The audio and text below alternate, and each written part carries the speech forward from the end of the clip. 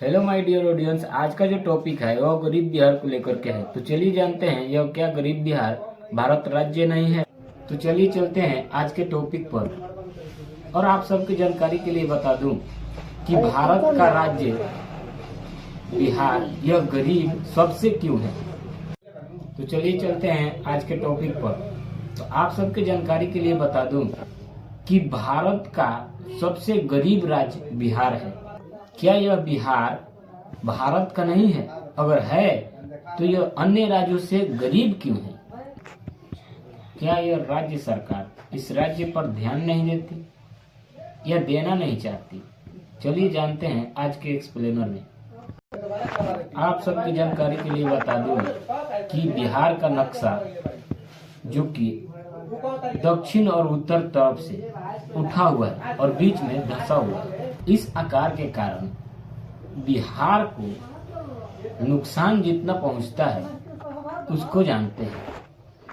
पहली बात कि बर्फ के कारण गर्मी में बर्फ जब पिघलते हैं तो नदियां भयानक रूप ले लेती है और इस भयानक रूप के कारण सारे जगह पर बाढ़ की समस्या हो जाती है और कई गरीब लोग जो कि अपना पैसा कमा कमा करके इकट्ठा करते हैं और उन पैसों से अपना घर बनाते हैं और वह घर इस बाढ़ के कारण पानी में डूब जाता है और नाम आता है कि आपदा के कारण उनका घर गिर गया। दूसरा नुकसान कि 12 महीनों में से 2 महीना तो बाढ़ के कारण लोग घर पर बैठे रहते हैं और वह अपना काम नहीं कर पाते हैं और उन्हें कहीं जाने आने की सुविधा नहीं दी जाती है। और 10 महीने तो वह बेरोजगारी के कारण घर पर बैठते हैं और कहीं कहीं से गुजारा होता है। और इस बिहार में इस बाढ़ के कारण कोई कंपनी भी नहीं लगाते कि रोजगार मिल सके। क्या इस राज्य में किसान फसल उगा सकते हैं? अगर उगाते हैं तो उनका जो लागत है वह भी वापस नहीं आ पाता है। तो क्यों नहीं आ पाता है, चलिए जानते हैं। देखिए, बिहार में है बाढ़ के कारण कई फसलें उगाती है और कई फसलें नहीं उगती है।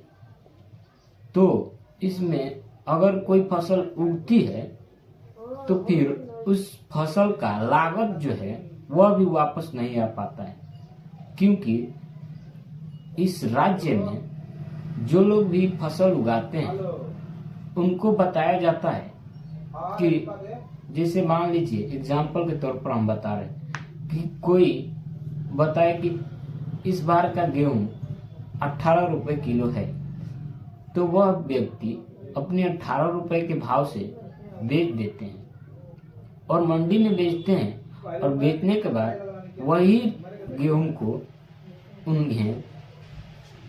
उनको खरीदना पड़ता है उससे ज्यादा रेट में। आखिर क्यों? तो चलिए जानते हैं। इस बाढ़ के कारण व्यक्तियों के पास कोई रखने के साधन नहीं है, क्योंकि एक व्यक्ति कितना भंडारण कर सकता है?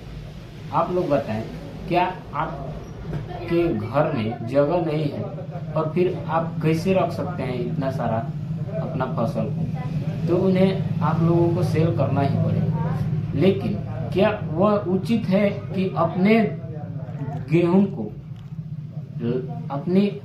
को सही मूल्य पर बेचने के बाद उससे ज्यादा रेट में खरीदने तक क्या यह उचित है? इस राज्य सरकार को इस पर ध्यान देने की जरूरत है। हम इसके ऊपर और सब वीडियो बना सकता हूँ, लेकिन हमने इतना नहीं किया।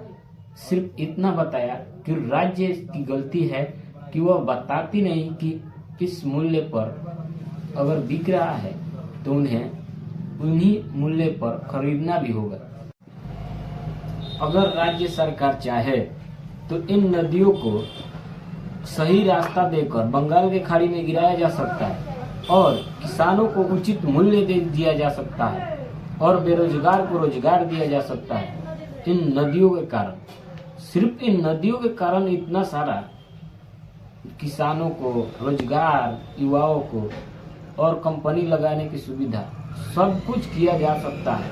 तो क्या यह नदी बन नहीं सकती, इनका रास्ता नहीं बन सकता? इस पर राज्य सरकार को ध्यान देने की आवश्यकता है। हमें सपोर्ट की जरूरत है।